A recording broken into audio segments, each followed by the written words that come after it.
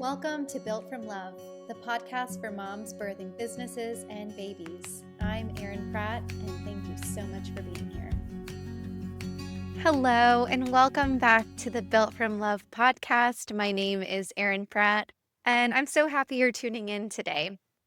I'm going to talk all about my weekly rhythms that I've instituted in both my motherhood journey, my homeschooling journey, and my business journey, and why I choose rhythm over routine, even though routine has been drilled into our brain since the dawn of time.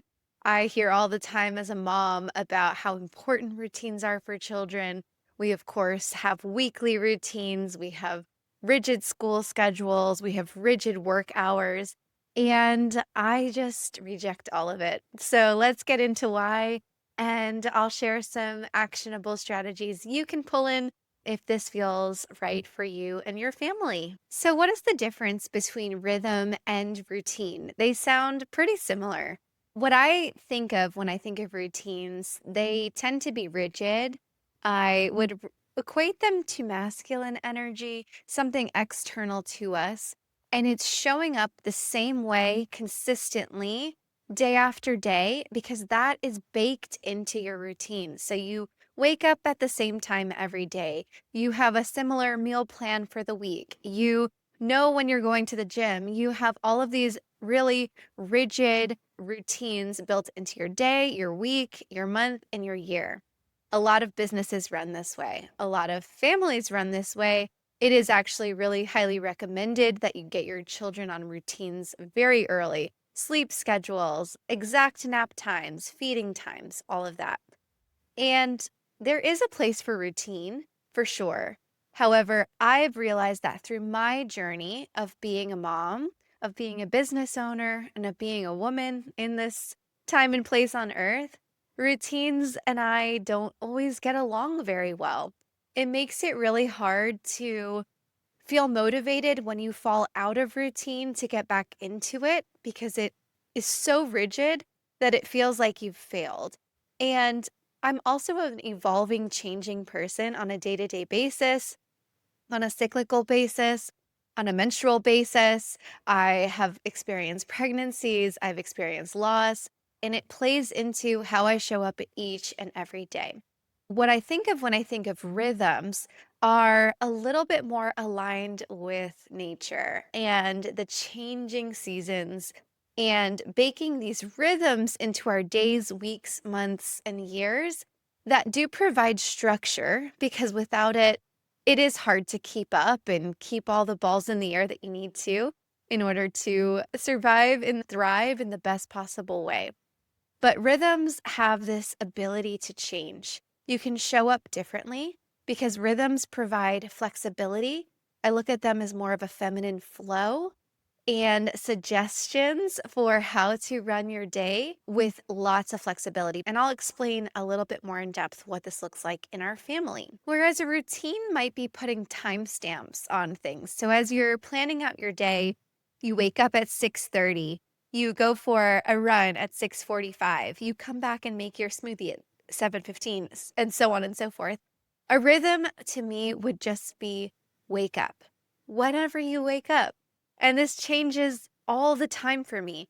When I'm pregnant, it changes how much I want to sleep in. When I am feeling highly energized by something, I wake up really early and get all of that work in that I can.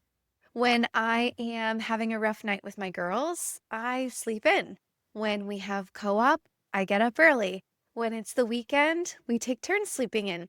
So rhythm would just account for the act of waking up. Routine would be waking up at the same time day after day. As a woman, I just can't show up the same way day after day because I am not the same. And there are so many things in life that might influence how I'm feeling that morning. And most importantly, I want to listen to my intuition and know when it's time to lean into rest and know when it's time to capitalize on the energy I have. So here's what a look at our morning would be. We wake up. When we wake up, it's usually sometime between 6:15 for me and 7 a.m. I come downstairs, I unload the dishwasher, and make a cup of coffee. I will either have some time to myself in this window, or the girls will wake up and Ryan will wake up and we'll all be together downstairs. I like to build in a morning activity. So, first thing when the girls come down, they have options. Every day it changes. The morning activity might include starting off by quickly just diving deep into books. It might be that I've set out magnet tiles. It might be some other sort of hands on activity, watercoloring activity. It just changes day to day. But basically, I want to provide them with something they can get their hands on soon after they wake up, and it gives me some space to drink my coffee and it eases them into their day. After some time doing the morning activity and me getting some time to drink my hot coffee, sometimes my husband and I have a chance to chat. We then get into breakfast. More often than not, my husband makes the breakfast. The girls are often involved, and sometimes I make breakfast. So the rhythm is we make breakfast and we eat it somewhere in the house. Sometimes we all sit down at the table and eat breakfast. Other times we're eating on the sofa or the counter or on the go. The next rhythm we bake in, and these are on my non work days, of course, is free play, outdoor time. Sometimes we will actually go take a trip to like the library or do something out of the house. But this is an unstructured sort of free block. When we are in co op with my homeschooling co op that I'm a part of, we will go be at co op for 3 hours. If we are home or co op isn't in session, like it just ended for us, so we're entering a new rhythm with the summer season coming up. This is just a free block. So oftentimes it looks like the girls just take off and start playing around the house, or we go do something. And this will change as we embark on our homeschooling journey together with a bit more structure in the kindergarten year that we're coming up against this autumn. So, in this time, I imagine we will incorporate more of a morning lesson along with some free play for my youngest. This typically leads us outdoors or out to run errands, or like I mentioned, we'll do something fun like a library or a museum.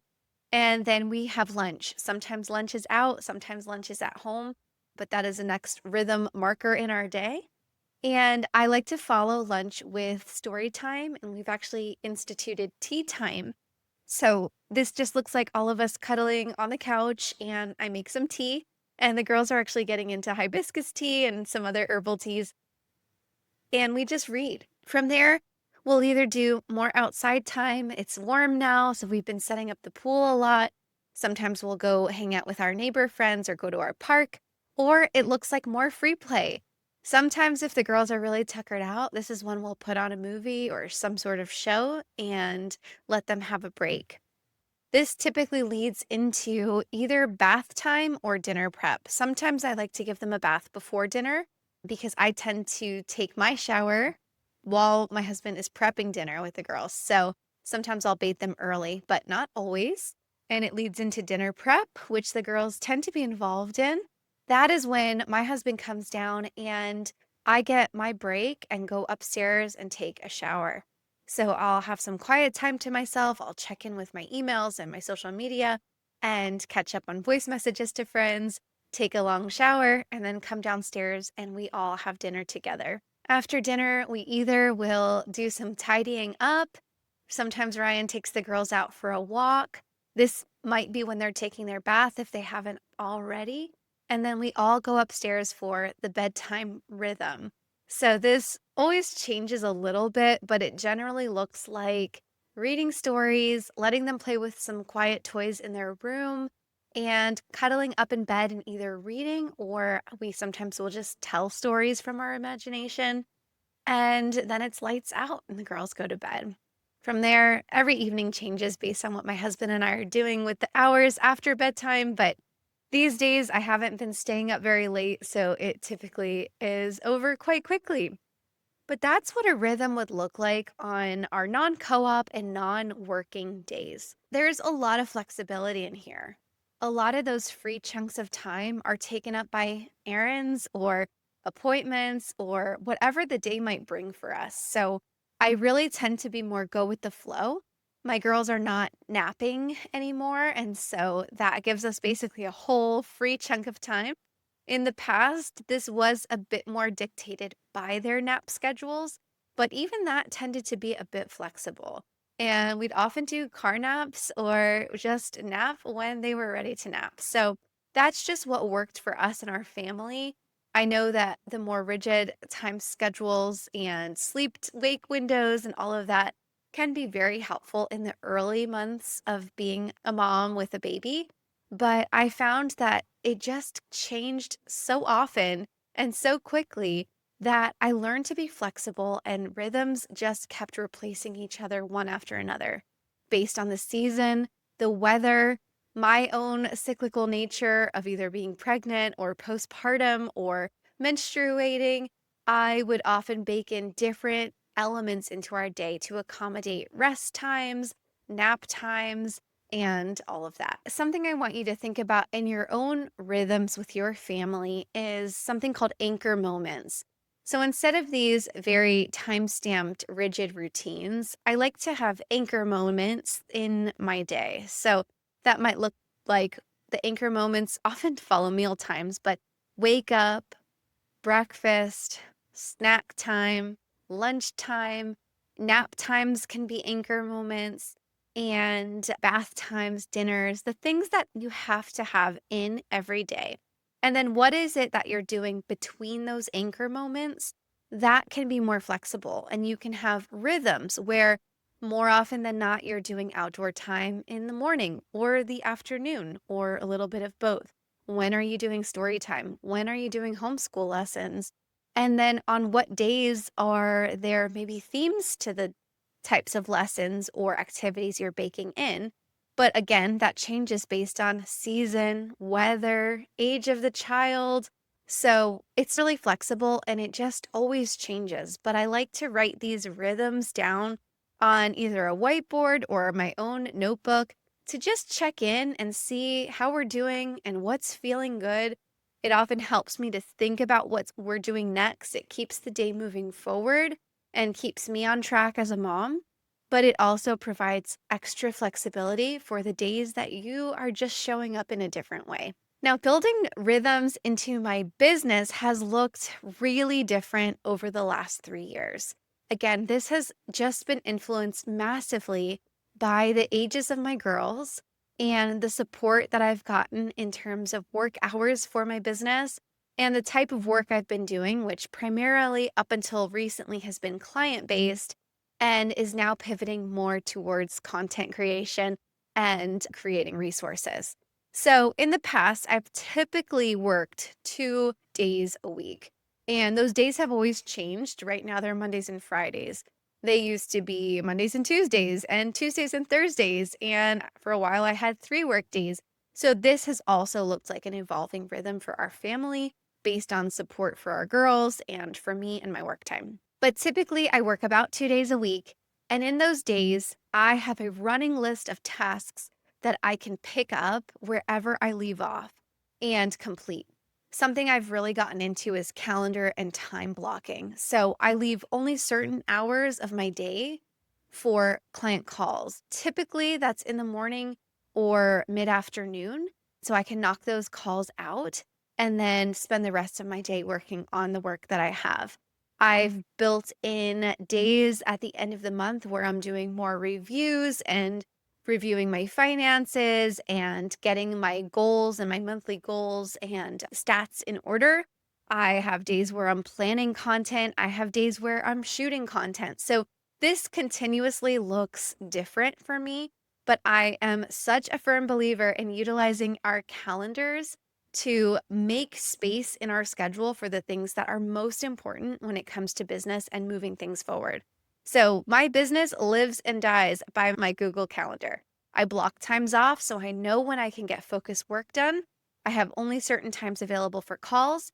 And then every week I have some sort of block on the calendar for admin tasks, for financial reviews and taxes, for content creation.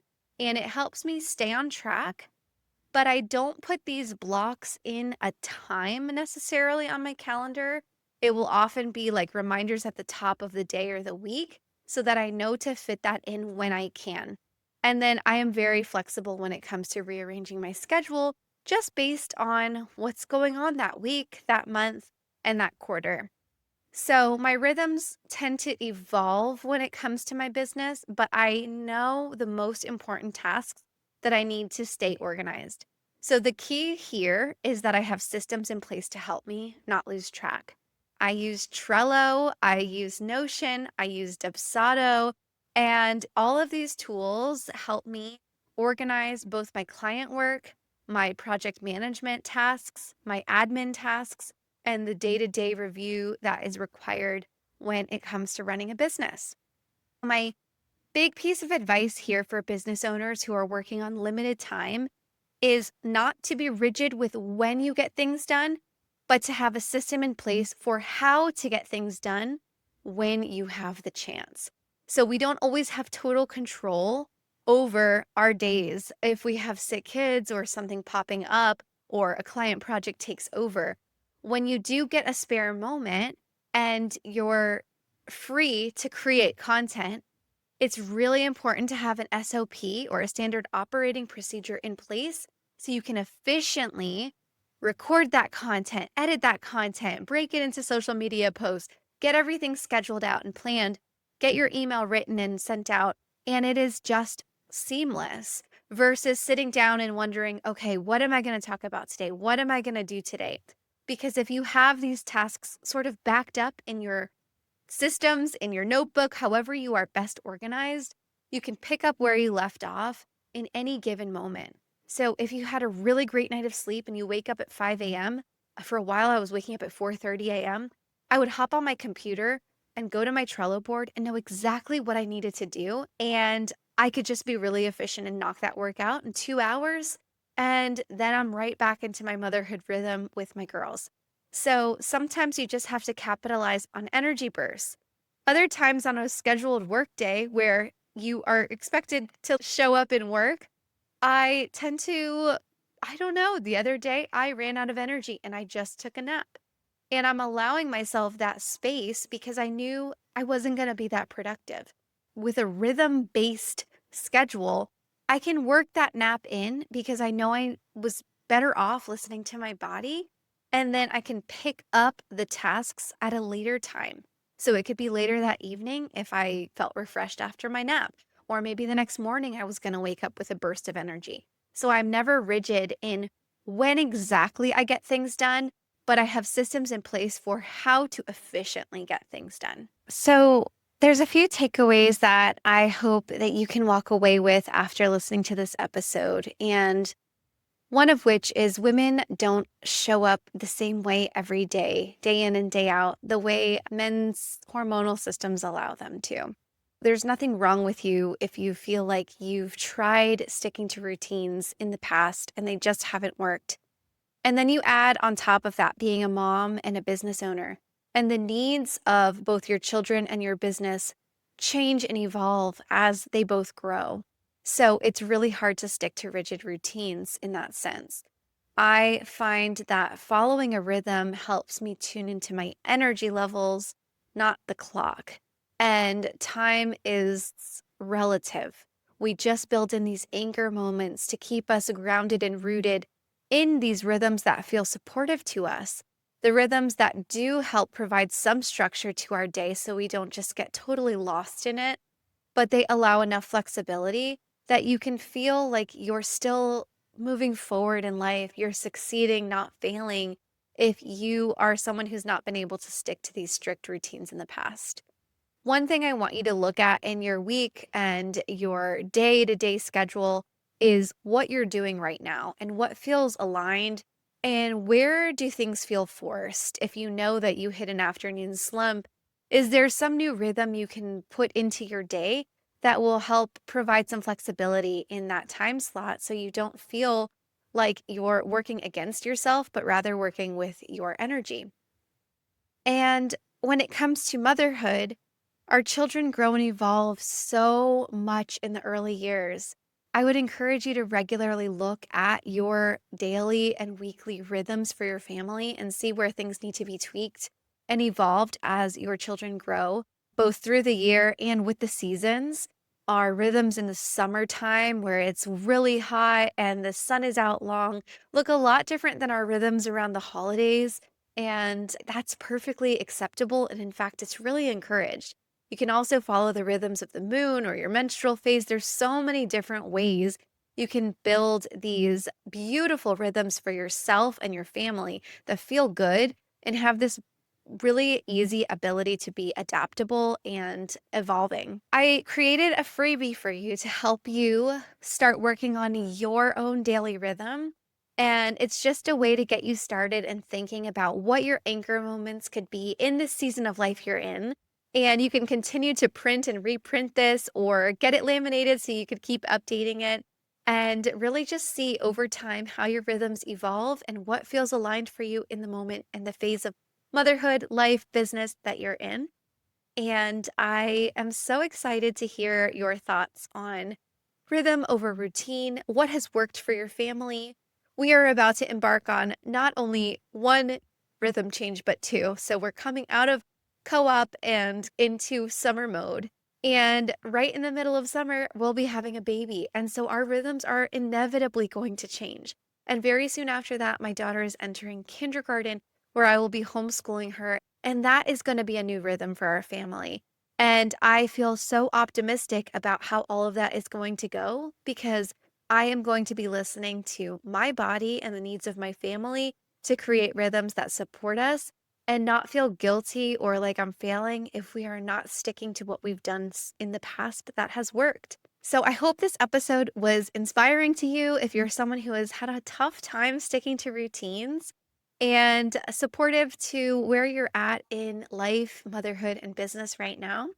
If you've been enjoying these episodes, it would mean the world to me if you liked and subscribed and followed in all the places that I've been posting Spotify, YouTube, Instagram, and your support means the world. So, any ratings or reviews you can provide, I would just love to hear from you. It's such a joy to put these episodes together. And I can't wait to, in the coming weeks, be featuring moms and mom business owners and gain insight into what works for them and help share their wisdom that they've learned over the years. So stay tuned for some exciting episodes coming up. And until next time, continue building everything you're building from a place of love.